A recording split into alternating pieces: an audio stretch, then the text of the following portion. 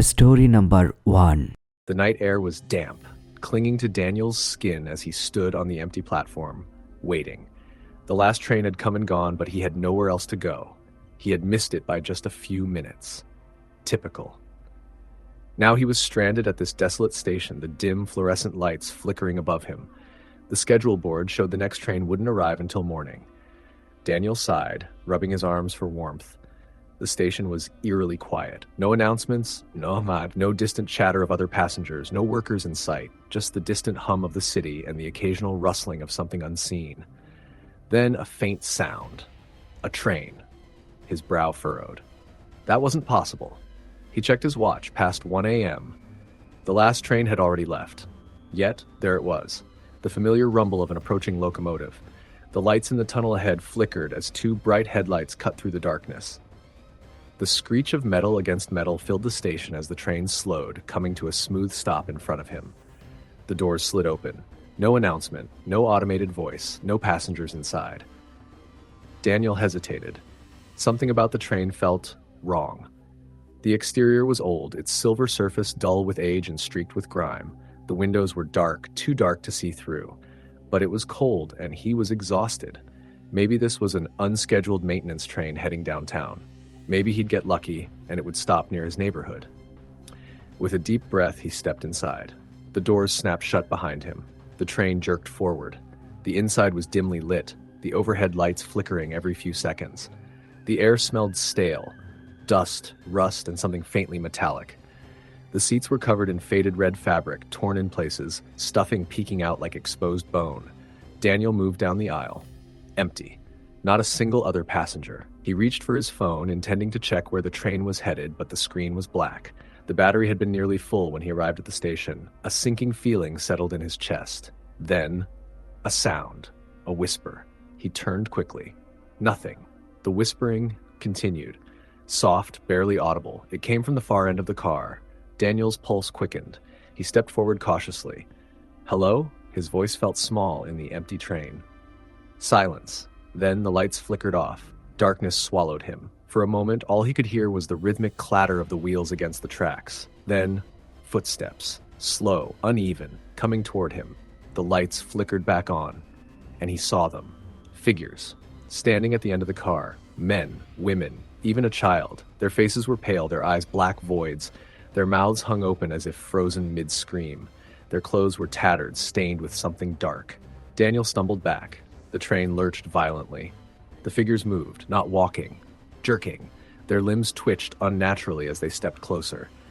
Daniel turned and bolted through the doors into the next carriage. It looked exactly the same. Same torn seats, same flickering lights. And then, he saw it. A newspaper abandoned on a seat. The date, November 3rd, 1987. That wasn't right, it was 2024. His eyes scanned the front page. Train derails, killing all passengers on board. Official cause still unknown. The blood drained from his face. His hands trembled as he read the smaller text. Last known stop, Belmont Station. Daniel's breath hitched. He had boarded this train at Belmont Station. A chill wrapped around him like invisible fingers. He wasn't supposed to be here. A whisper slithered through the air, right next to his ear. You shouldn't have come. He turned. The figures were inside the carriage now. Right behind him, a cold hand reached for him. The train screeched. A deafening roar filled his ears. Darkness, then silence. When Daniel opened his eyes, he was lying on the cold platform of Belmont Station. The train was gone. The platform was empty. His breath came in shallow gasps as he sat up, his body aching. Had it been real? A nightmare? Then he saw it. A crumpled, yellowed newspaper beside him. The date, November 3rd, 1987. The headline, Train derails, killing all passengers on board. His hands shook as he turned the page, and there, in a grainy black and white photograph, was the train he had just been on. Story the end. Story number 2. The station was nearly empty, save for a few scattered passengers waiting for the last train of the night. The air was damp with the scent of rain, and a dense fog had begun creeping in from the tracks, rolling over the concrete like fingers reaching for something unseen. Marcus checked his watch. 12:37 a.m. The last train was supposed to arrive in 3 minutes. He adjusted the strap of his backpack and pulled his jacket tighter around him. A woman sat a few benches away, staring at her phone. An old man hunched over, mumbling to himself, his wrinkled hands trembling. No workers were in sight. It felt off. The electronic schedule board above flickered before briefly going black. When the screen came back on, something was different. Marcus frowned. That wasn't right. The schedule had said 12:45 before. A deep rumbling filled the air. He turned his head toward the tunnel. The glow of approaching headlights cut through the fog. The train emerged, old and battered, its silver exterior dull with grime. The windows were too dark to see through. No announcement played. No station worker stepped out. The doors slid open. The woman on the bench didn't move. The old man had stopped mumbling, his wide, empty eyes staring directly at Marcus. A shiver ran down his spine. Something inside told him not to board that train. But his apartment was across the city, and he didn't have the energy to walk home. With a deep breath, he stepped inside. The doors slammed shut. The train lurched forward. The air was thick, stale, tinged with the scent of rust and something faintly metallic. The seats were lined with faded red fabric, torn in places, stuffing spilling out like wounds. Overhead lights flickered, casting brief moments of darkness. Marcus took a step forward. Empty. Not a single other passenger. He swallowed hard, moving toward the next carriage. The doors wouldn't budge. A cold breath of air brushed against his ear. "You shouldn't be here." His pulse spiked. He spun around. Nothing. Then, whispers, low, urgent, coming from the far end of the train. The lights flickered again, and for a split second, he saw them. Figures, scattered throughout the train, slumped in their seats. Their faces were pale, sunken. Their clothes were outdated, torn, stained. The lights blinked off completely. Darkness swallowed him. The train picked up speed. Marcus fumbled for his phone, but the screen was dead. Then, he felt it, a presence behind him, cold fingers grazing the back of his neck. He turned, heart hammering. A woman stood inches from his face. Her skin was gray, hollowed eyes. Her mouth stretched too wide as if frozen in a scream. The train screeched. The momentum sent him crashing into the seats. Darkness. When Marcus opened his eyes, he was lying on the cold station platform. The train was gone. The station was empty. His breathing was ragged as he sat up, his body trembling. Had it been real? Then he saw it, a crumpled newspaper beside him. The date, October 3rd, 1987. The headline, "Midnight Train Crash, No Survivors Found." A distant whistle echoed through the night. Story the end. Story number 3. The train station at night had an unsettling quiet, the kind that made every small noise feel amplified. Peter stood on the platform, shifting his weight from one foot to the other. His train was supposed to arrive at 11:50 p.m., but the display board flickered and changed. Next train, 12:15 a.m. He sighed. Just his luck. The night air carried a damp chill, and the platform lights cast long, eerie shadows across the empty space. The only other people there were an older woman in a heavy coat sitting on a bench and a man in a faded suit leaning against a pillar, staring at the tracks. Peter glanced at his phone. No service.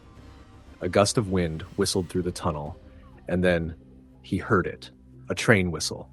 But the display board hadn't updated. No announcement played. The tunnel ahead remained pitch black, but the rumbling of an approaching train grew louder. Then, out of the darkness, headlights appeared. The train emerged, old and worn. Its silver exterior was covered in grime, and the windows were dark, too dark. It slowed to a stop. The doors slid open. No conductor. No automated voice. Just silence. Peter hesitated, looking at the other two passengers. The woman didn't move. The man in the suit, however, turned his head slowly toward him and smiled. Something about it made Peter's stomach twist. But it was late and he was exhausted. He stepped inside. The doors shut immediately. Inside, the train lurched forward. Inside, the carriage smelled of dust and rusted metal. The seats were lined with red velvet, faded and torn in places. A flickering overhead light cast weak illumination. Peter walked forward. The air felt thick. He passed a row of empty seats. Then another. The entire carriage was empty. He turned to check the next car. The doors wouldn't budge. That's when he noticed something. A newspaper lay on a seat. The paper was yellowed, crumbling at the edges. The headline read, "Train Crash Kills 42, No Survivors Found." The date, November 12th, 1986. His throat went dry. The overhead lights flickered, and suddenly, he wasn't alone.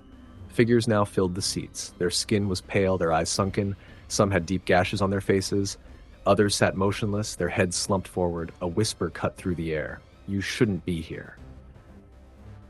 Peter turned. A woman stood inches from him. Her face was gray as her lips cracked and dry. Her eyes black, hollow voids. She opened her mouth. The train screeched, throwing Peter forward. Everything went dark. When he opened his eyes, he was lying on the platform. The train was gone. The station was empty. His breath came in ragged gasps as he sat up. Beside him, the same yellowed newspaper lay on the ground. The date unchanged. A distant train whistle echoed through the night. Story the end. Story number 4. The wind howled through the empty train station as Martin checked his watch. 11:58 p.m. His train was running late. Again. He sighed, shoving his hands into the pockets of his jacket. There were only 2 other people on the platform, a woman scrolling through her phone and an old man sitting on a bench, staring off into the darkness beyond the tracks. The station, normally bustling during the day, felt hollow at night. The flickering fluorescent lights overhead cast long, shifting shadows. The only sounds were the distant hum of the city and the occasional rustling of rats scurrying along the tracks. Then, Martin heard something strange. A train whistle. He turned his head toward the tunnel.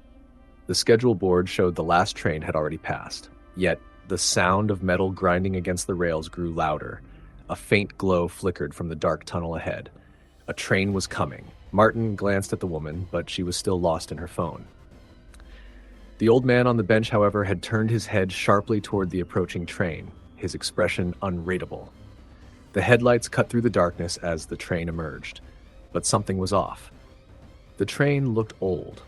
The metal was dull, streaked with grime, and covered in what looked like rust or something worse. The windows were dark, almost black, preventing Martin from seeing inside. No announcement played. No station worker appeared. The train slowed, hissing as it came to a stop. The doors slid open. Martin hesitated. The woman didn't move. The old man remained seated, staring at the train with vacant eyes. Something about this wasn't right. But then, a bitter gust of wind ripped through the station, sending a chill through Martin's spine. He had been waiting over an hour. He just wanted to get home. With a deep breath, he stepped inside. The doors shut immediately behind him. The train lurched forward. Martin turned, expecting to see other passengers. The carriage was empty.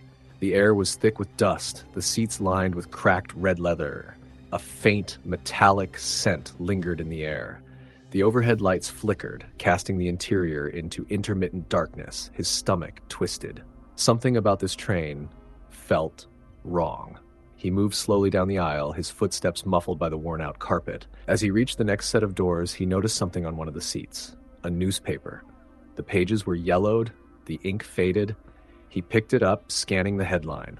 Tragic train crash claims 39 lives, sole survivor in critical condition. His breath caught in his throat. The date, November 17th, 1982. This had to be a joke. A creaking noise came from the far end of the carriage. Martin froze, the lights flickered, and suddenly he wasn't alone. Figures stood at the other end of the train. Men, women, even a child. Their faces were pale, their eyes hollow, sunken black voids. Their clothes were outdated, tattered, stained with dark streaks. Martin's heart pounded. He took a step back. The train jolted violently. The figures twitched. Then they moved, not walking. Sliding. A whisper crawled through the air, a voice barely above the sound of the rattling train. "You shouldn't be here." Martin turned and ran. He shoved through the doors into the next carriage. It was identical to the last, empty except for something new. A row of old, rotting seats, faded advertisements from decades ago, and on one of the seats, a single, dusty suitcase. His breathing was sharp, frantic. He needed to get off this train. Then the lights cut out completely. The train was moving faster now, the wheels screaming against the tracks. A gust of freezing air wrapped around him. And then, he felt it. Cold fingers brushing against the back of his neck. He spun around. A face loomed inches from his own. A woman. Her skin was gray, peeling, her black, lifeless voids. Her mouth stretched open far too wide. Martin tried to scream, but no sound came out. The train screeched, the momentum throwing him forward. Darkness swallowed everything. Then, silence. When Martin opened his eyes, he was lying on the cold platform of the station. The train was gone. The station was empty. His breath came in ragged gasps as he sat up, his body shaking. Had it been real? A nightmare? Then his eyes landed on something next to him. A newspaper. Yellowed, old, dated, November 17th, 1982. The headline, "Tragic Train Crash Claims 39 Lives." Martin's hands trembled as he turned the page, and there, in a grainy black and white photograph, was the train he had just been on. Story the end. Story number 5. The old train station had always made Evelyn uneasy. It wasn't the peeling paint on the metal beams or the way the flickering lights cast eerie shadows on the tiled floor. It was the silence. Even at rush hour, the station seemed too quiet, as if it were holding its breath. Tonight, the silence was worse. She had missed the last scheduled train. Now it was just her, the empty platform, and the occasional hum of the wind drifting through the tunnels. She checked her phone. No signal, of course. With a sigh, she sat on the cold bench, rubbing her arms against the chill in the air. She would have to wait for the first morning train. Then the rumbling started. Her heart leapt. A train? That couldn't be right. The timetable clearly showed no more trains for the night. She stood up, peering down the tracks. Headlights. A train was approaching, the distant glow cutting through the darkness of the tunnel. The sound of screeching metal echoed through the station as it slowed, coming to a smooth stop in front of her. The doors slid open. No announcement, no sign of a conductor or passengers. Evelyn hesitated. She glanced up at the station's electronic schedule board. The screen flickered, displaying nothing but static before the letters reappeared. Last train, 12:45 a.m. Her stomach tightened. That was now. The cold breeze swirled around her, nudging her forward. Maybe the schedule had changed. Maybe she had just gotten lucky. She stepped inside. The doors slammed shut behind her. The train jerked forward. The interior was dimly lit, the overhead bulbs flickering erratically. The seats were covered in old, faded fabric, torn in places, exposing yellowing foam. The air smelled stale, tinged with rust and something faintly metallic. She moved further down the aisle, empty. Every carriage she passed was the same, lifeless, silent. Then she heard it. A whisper. Soft, almost indistinguishable beneath the hum of the train. Her body stiffened. She turned slowly. Nothing. The whispering came again. It was coming from the far end of the carriage. Evelyn's pulse quickened. She took a cautious step forward. Hello? Silence. Then the lights flickered, and for a brief second she saw them. Figures, scattered throughout the train, seated motionlessly in the rows ahead. Their heads were bowed, half their faces hidden in the dim light. The lights went out completely. Darkness swallowed her. The train picked up speed. She reached for her phone, fumbling to turn on the flashlight. A soft breath tickled her ear. You shouldn't be here. Evelyn spun around, her scream caught in her throat. The lights flickered back on. The seats were empty. Her chest heaved. Her fingers were trembling as she gripped the metal pole beside her for balance. She needed to get off this train. She rushed toward the doors. The emergency button didn't work. The windows showed nothing but darkness outside. Then she saw it. A newspaper lying on one of the seats. It was yellowed with age, the edges brittle. The headline sent a chill down her spine. Sign. Tragic train crash, no survivors found. The date, October 12th, 1986. Her breathing became ragged. A cold whisper filled the air. Get off. The train screeched. The momentum sent her crashing into the seats. Darkness. When she woke, she was lying on the cold station platform. The train was gone. Her head pounded. Her hands ached from the fall. Had it been real, a dream? Then she saw the newspaper beside her, crumpled, yellowed. The same date. A train whistle echoed in the distance. Story the end.